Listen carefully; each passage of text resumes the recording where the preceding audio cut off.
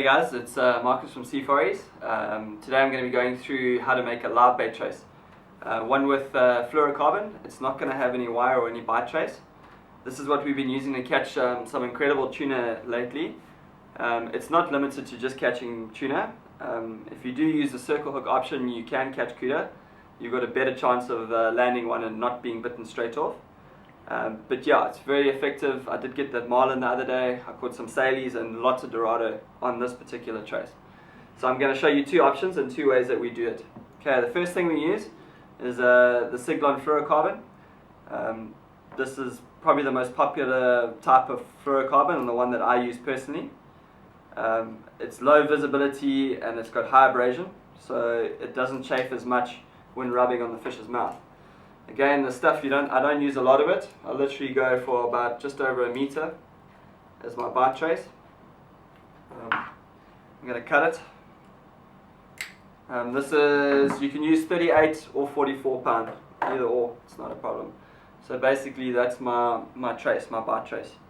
Okay, the first option is to go with just a treble hook. This is a size 2. I like to use a slightly bigger treble, but not too big. Again, I just use a figure of 8 knot. With fluorocarbon, I do 3 turns instead of 2 turns with the fluorocarbon. The fluorocarbon does slip a little bit if you don't tie it 100% correctly. So I'm doing a 3-turn figure of 8.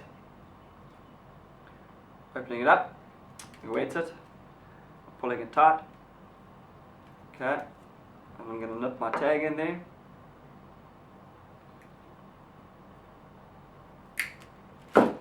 Okay, so that's it. And then on the other end, again, I'm using a power saw. Power saw is very, very strong. I've never had it open or break. Again, it's very, very small in the water, and the fish don't really notice it. So it's a very good swivel to use. Again, 3-turn figure of 8. I'm looping it through, tightening it, wetting it. Again, I put a swivel on here because you're using a live bait, it's a live fish. So what happens is it can twist your line up a bit because it does swim around. So just the swivel actually just gives you a little bit of a pivot for the fish to swim around. So that's my live bait trace. Basically how I rig this is, if this is a live fish, I'm going to go through the nostril in the one side and out the other side of the bait. I know it looks very, very simple, and that's all it is. Any fish that doesn't have teeth, like a dorado, a tuna, a marlin, a sailfish, they have to swallow the bait head first. So basically what happens is he's going to eat it head first, and that treble is going to hook that fish. The disadvantage of this is if you're going to be releasing fish, that the treble hooks the fish normally quite badly and the fish does die. So again, that's it. And I mean that bait can swim freely and is going to be unhindered by anything on the water while it's swimming. Okay, the next way to do it, okay, that's the option 1, which most of the guys use. It's just the treble, size 2, with the fluorocarbon. Same thing, using fluorocarbon again, same length, just about a meter or so.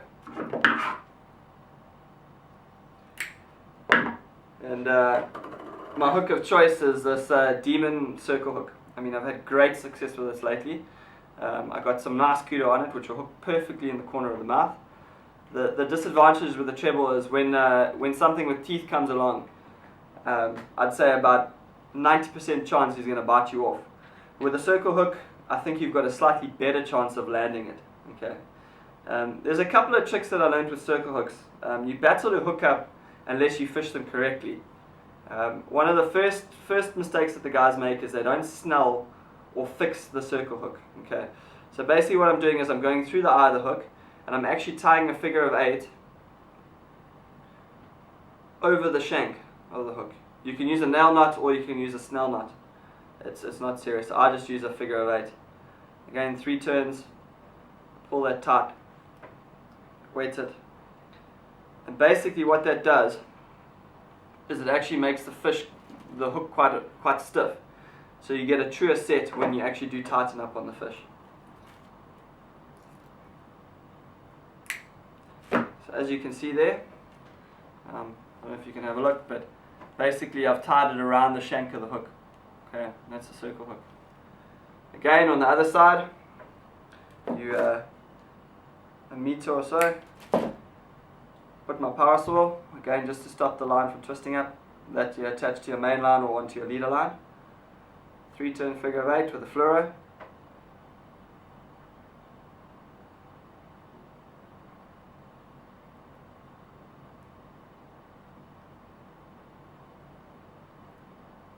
Just opening my knot up.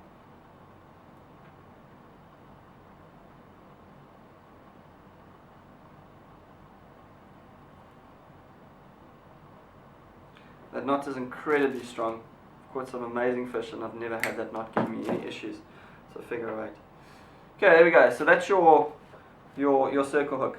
Okay, now what a lot of guys do is they just put it through the top lip, which is fine.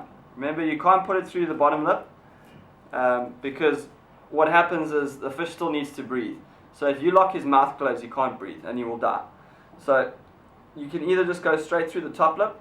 I find what happens is sometimes the fish actually the hook turns back on itself and you actually don't hook the fish.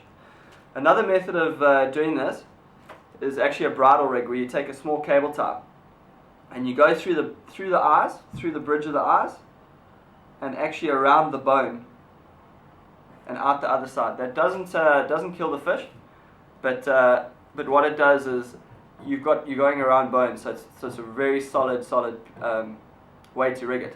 Go and you push the cable tie through, you pull that tight, not too tight, and while he's still flapping around, you just loop the circle hook underneath the cable tie, and then you pull it tight. Okay, and then you nip your cable tie on the end there. Now what that does is it gives the bait a lot of movement, and that hook's almost free.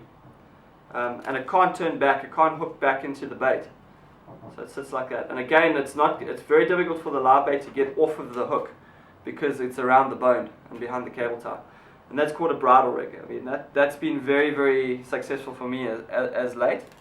And that's basically how the two options that I use for live bait fishing.